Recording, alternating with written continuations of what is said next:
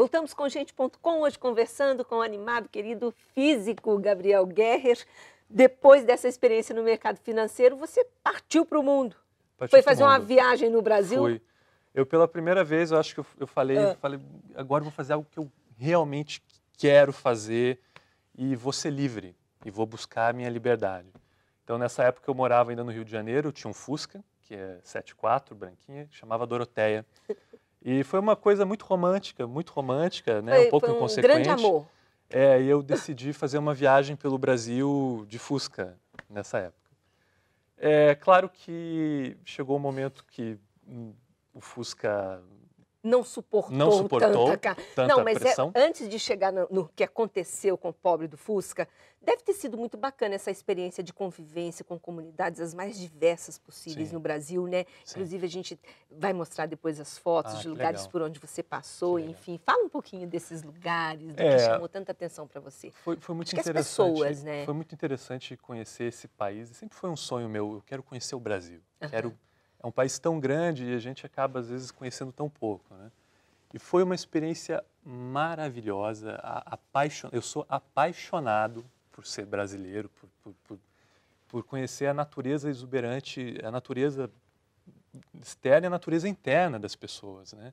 Que é muito rico, é muito variado, é realmente apaixonante. É um lugar, eu sou muito feliz de ter nascido aqui. Mas a gente tem que estar aberto para a convivência, né, Gabriel? Para conhecer pessoas. E eu acho que o Brasil, dentro dessa coisa que a gente está falando, ele tem uma característica muito interessante de ser muito intuitivo. Sim.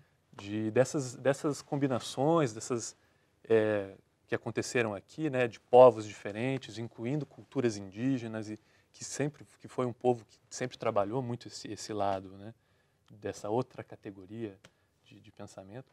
Eu acho que isso transforma isso muito rico e dialogou muito profundamente com essa minha conhecimento sobre o que é a física quântica.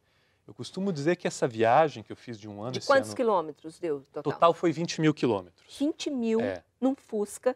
Não, o Fusca pegou fogo no meio. Ah, então espera aí. Antes do fogo, vamos lá. Você costuma dizer que essa viagem... Essa viagem foi uma pós-graduação prática, vivencial, no significado subjetivo, filosófico, do que está por trás desse conhecimento da física quântica. Ou seja, uma outra forma de interpretar toda aquela técnica matemática que eu aprendi, aquela visão racional de mundo. Nessa viagem, eu fui sendo convidado por experiências internas próprias a revisitar esses conceitos e ressignificar eles. De que a maneira como foi ensinada constitui uma linguagem, mas é uma explicação, é uma narrativa, é uma mitologia. E podem existir outras mitologias. Principalmente para mim, eu acho que a grande questão atualmente envolve o entendimento do que é a consciência. E está totalmente relacionado com a física quântica, porque lá aparece agora um observador. A gente está falando desse mundo muito estranho, das coisas muito pequenas. Como funciona? Se ninguém interage com um sistema desse quântico muito pequeno, ele funciona de um jeito bizarro, ele faz tudo que ele pode ao mesmo tempo. Isso é muito estranho para a gente. A gente ou faz uma coisa ou faz outra. No nível fundamental, eles fazem tudo ao mesmo tempo.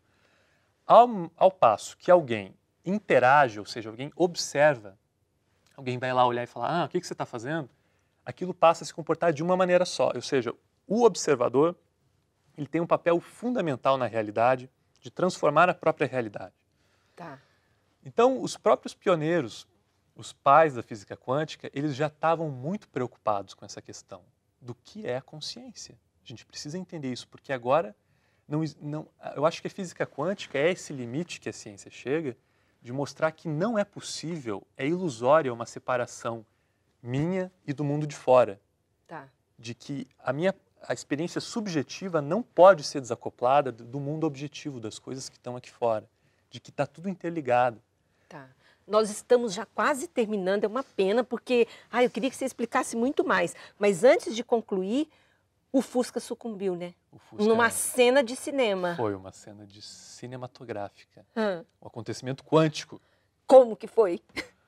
Bom, rapidinho, que eu ainda quero te perguntar o que é ser quântico. Sim, eu tava numa subida, o Fusca morre, eu tento dar partida nele, e não pega, encosta um carro atrás e o cara grita, sai que está pegando fogo. E a partir dali eu sinto que minha mente vai para um outro lugar, eu saio desse lugar racional, entro num lugar que não tem mais tempo, é uma coisa... E eu começo a tentar apagar aquele Fusca, e eu pego o extintor quebra na minha mão, e tudo que a gente começa a fazer ali para tentar apagar o carro... Já era uma bola de fogo. Não funciona.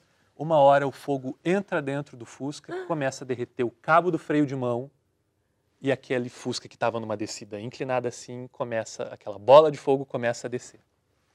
E foi um desespero geral, porque imagina que era uma cidade do interior de São Paulo e se tornou aquilo. Isso durou um certo tempo, então se tornou uma atração na cidade. Sério? As pessoas iam lá, paravam, crianças, vários carros. Ninguém queria passar do lado porque achava que podia explodir, então vários carros embaixo. E você imagina esse tanto de gente, carros e aquela bola de fogo indo na direção deles. É um cenário perfeito para uma catástrofe, para uma tragédia. Imagina o tanto de coisa errada que podia acontecer. O fato é que foi tão especial a maneira como se desenrola o final da história, que a Doroteia, quando ela está descendo... Doroteia é o Fusca. É o nome do Fusca. O volante gira e ela estaciona. Mas estaciona no seguinte, como era uma subida, ao longo todo tinha uma mureta dessa altura de concreto, por causa da chuva, para guiar água. E em certos trechos, essa mureta abria. E cabia exatamente um carro. A Doroteia vem nessa descida frenética, vira o volante e estaciona perfeitamente sem bater na mureta. Meu Deus, a física explica isso? Foi um evento muito especial, a forma como aconteceu. Eu imaginaria algum tipo de psicocinese, de que as mentes de todas aquelas pessoas que estavam ali, de alguma forma, influenciaram aquele evento. Gabriel, então, para a gente concluir, o que é ser quântico? Para a gente saber, todo mundo que está acompanhando essa entrevista, se nós somos quânticos ou não. Eu acho que a física quântica é um convite para o indivíduo perceber e buscar dentro de si essa outra possibilidade além da razão, de que existe uma outra forma de perceber o mundo, de que existem outros estados de consciência, de que não são só isso de eu conseguir programar e planejar tudo.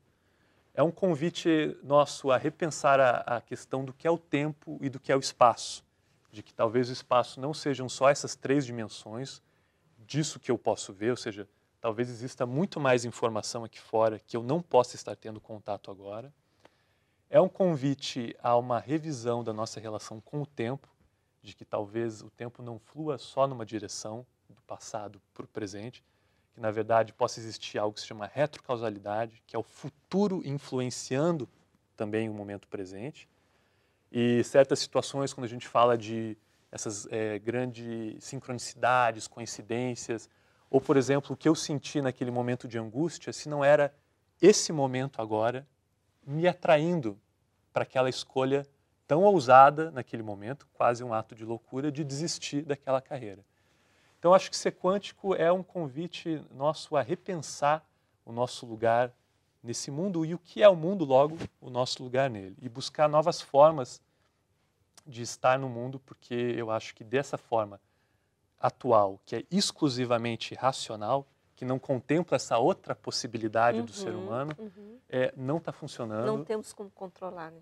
Nem a nossa própria vida. Eu acho que esse caminho que a nossa cultura tomou, ele, a longo prazo não funciona, a gente está destruindo o planeta, as pessoas estão infelizes, doentes, e a gente precisa buscar uma outra narrativa, uma outra linguagem para falar do que é o mundo e o nosso lugar nele. Eu acho que é por isso. Muito obrigada, foi um prazer enorme. Quem tiver mais curiosidade, o Gabriel dá cursos livres sobre esse assunto, né, Gabriel? E a gente pode divulgar mais também no blog, blogdamira.com.br. Você pode rever esse programa também no blog. Até uma próxima oportunidade, foi um prazer enorme falar com você. O prazer foi todo meu, agradeço.